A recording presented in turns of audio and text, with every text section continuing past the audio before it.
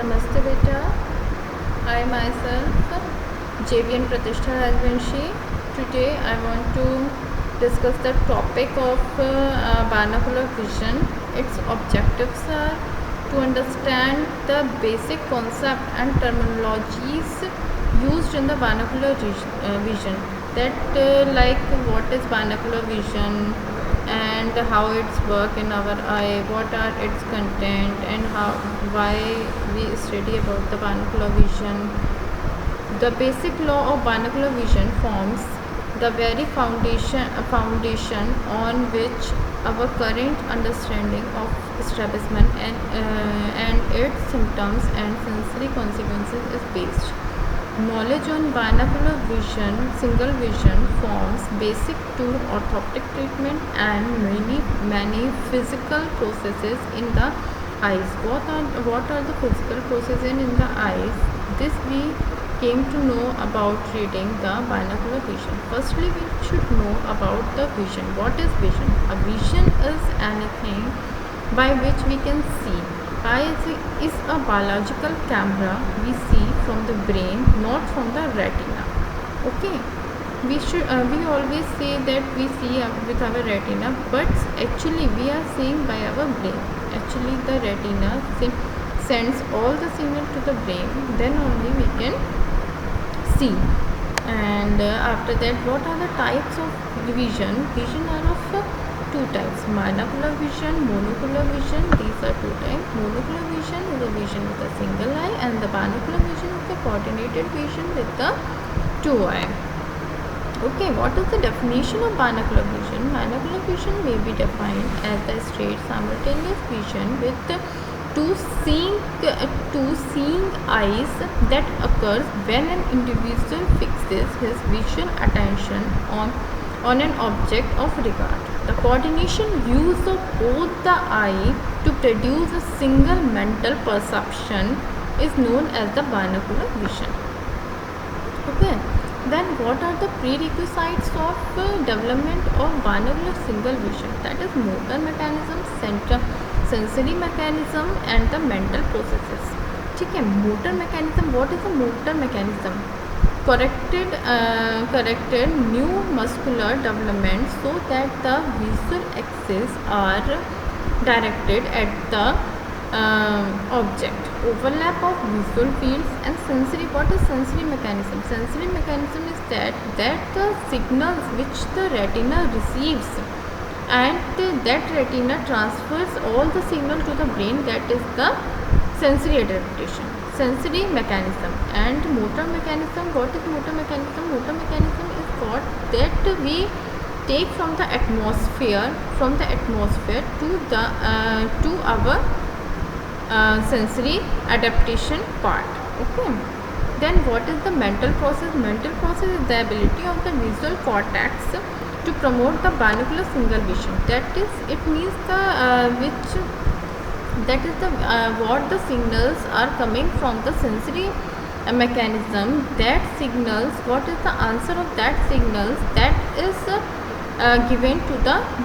given by the mental processes. Okay, then what are the milestones of the binocular single vision development? 2 to 3 weeks, the infant turns his head to fixate an object. Okay, then 4 to 5 weeks after when the infant is 4 to 5 weeks 4 to 5 weeks old, then infant can sustain monocular fixation of large near object. Then first 2-3 months superimpose images. Then at the age of 3 months the binocular fusion started, and 3 to 6 months the striopsis developed in the infant. Then in 6 months 60 arc of second is developed, and development of the horopter and vergence is also influenced by the dramatic changes in eyeball size and orbital position during infancy. Infancy means when the infant is also known as the infancy time. Theory of binocular single vision, theory of correspondence and disparity, neurophysiological basis, alteration theory of binocular vision and projection theory of binocular vision, motor theory and theory of isomorphism. Okay, then theory of correspondence and disparity. What is that? Silent features are simultaneous stimulation of the corresponding points by one object transmits single visual impression with no depth quality. Simultaneous stimulation by two objects points that difference in character results in binocular rivalry. Okay, diplopia occurs when separate elements are stimulated by one object. Binocular single vision with the stereopsis results when the horizontal disparity remains within the limit of Panam's area. Then now what is Panam's area? We will discuss this later when we will study about the horopter. Okay. Then what is optic chiasma? Have you read it about optic chiasma? Optic chiasma is a part of the visual pathway. What is visual pathway? That pathway by which the signals are transferred from the optic nerve, or we can say the signals which are coming to the retina are transferred to the brain. So the signals optic nerve to the transformation to the brain. What are the steps? That is known as the visual pathway. Okay. Now what is optic chiasma? First structure that contribute for binocular single vision. Partial discussion at chiasma and serves to project to same place in visual cortex. Okay. Okay, have you understand up to now? And now we will discuss about the visual pathway in next lecture. Okay, नमस्ते बेटा, खुश रहिए आप लोग. Namaste beta, I myself Jeevan Pratishtha Rajvanshi from the Department of Physiotherapy and Diagnostic. Today's topic is about blood supply of retina. In previous topic you have studied about the retina, what is retina and its 10 layers and its function and all that. Now we will study about the blood supply of retina. Outer full layer of the retina is supplied by choroidal capillaries and the inner 6 layer of gets its supply from central retinal artery, which is the branch of ophthalmic artery. The outer plexiform layer gets partly by both the above arteries. The fovea is avascular and is mainly supplied by the choriocapillaries. The inner portion of the retina is perfused by branches of central retinal artery. In 30% of the eye, a cilioretinal artery branching from the ciliary circulation supplies this part of the inner retina, mainly the macula region. The retinal blood vessels maintain the inner blood retinal barrier. This physiological barrier is due to single layer of non-fenestrated endothelium cells whose tight junctions are impervious to tracer substances such as fluorescent. Now the retinal blood supply lack an internal elastic lamina and a continuous layer of smooth muscle cells. The retinal arteries are end arteries and have no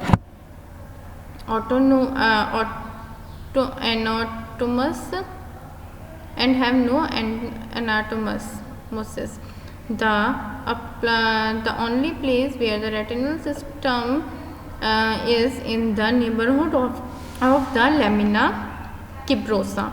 The veins of the retina unite to form central retinal vein at the disc, which allows the corresponding artery. The terminal fundus arterioles bend sharply and tip almost vertically into the retina. In most of the external fundus, two retinal capillaries networks are superficial and are deep.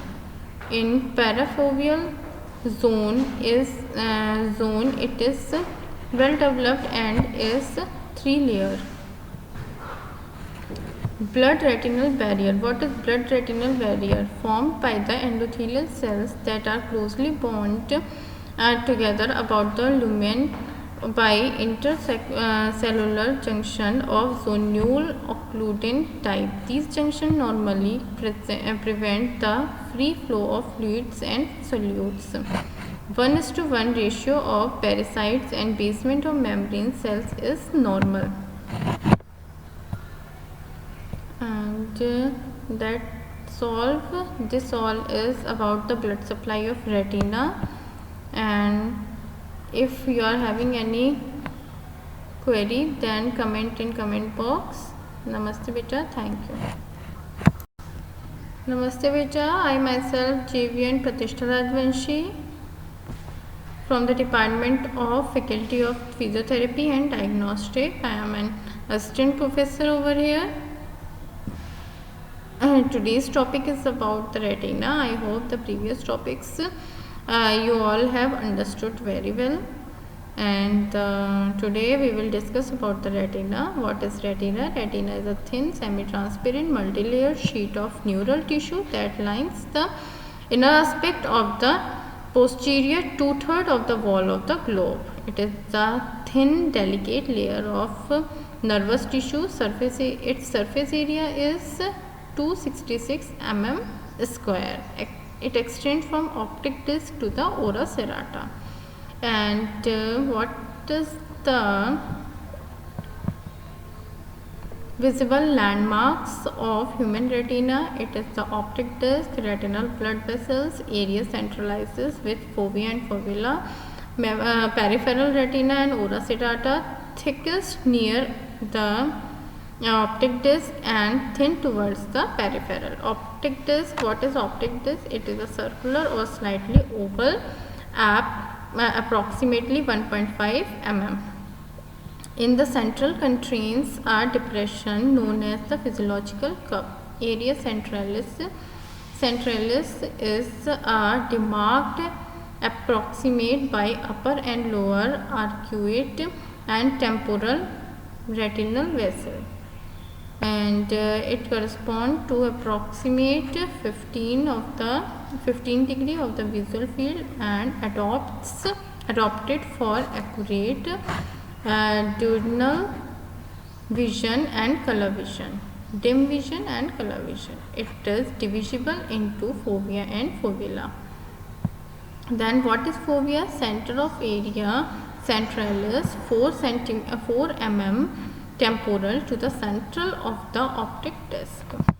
And what is in this layer? There are no rods. Cones are larger and amended, and its central part consists of cones and their nuclei covered by a thin internal limiting membrane. All other layers are absent in this region. In the center of the fovula there is any depression known as umbo. It corresponds to foveal reflex. Peripheral retina. There are 4 regions in the peripheral retina. That is, the first one is the near periphery, circumscribed region of about 1.5 mm around the area centralis. Mid periphery occupies 3 mm wide zone around the near periphery. Far periphery extends from the optic disc 9 to 10 mm on the temporal side and 16 mm on the nasal side in the horizontal meridian. Ora serrata, peripheral margin of the retina, which consists of dentate fringes. The retina ends here. The ciliary body starts here. Sensory retina is firmly attached to vitreous and RPE servations and are less developed temporarily where cystic degeneration is most common. Ora serrata marks the transition between the attenuated retina and inner column non-pigmented cells of pars Selenium S retina. The RPE continues anteriorly as the outer cuboidal cell layer of the ciliary body. And then microscopic structures are, it consists of 10 layers. First one is the retinal pigmented epithelium, layer of rod and cones, external limiting membrane, outer nuclear layer, outer plexiform layer, inner nuclear layer, inner plexiform layer, ganglion cell layer, nerve fiber layer, and internal limiting membrane. Then we should study about all the layers, which one is the first layer and which one is the last layer. First layer is the and external limiting pigmented epithelium, okay, and then the rod and cones where the cones are responsible for the color vision and the bright vision. Fovea is a place where the it is the brightest place of the retina of the eye.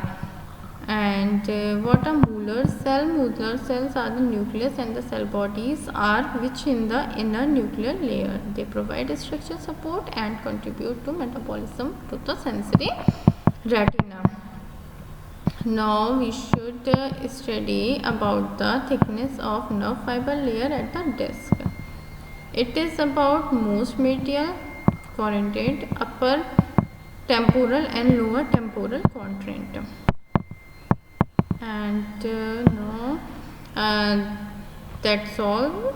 And now we will study about the blood supply of retina in the next lecture. Thank you, beta.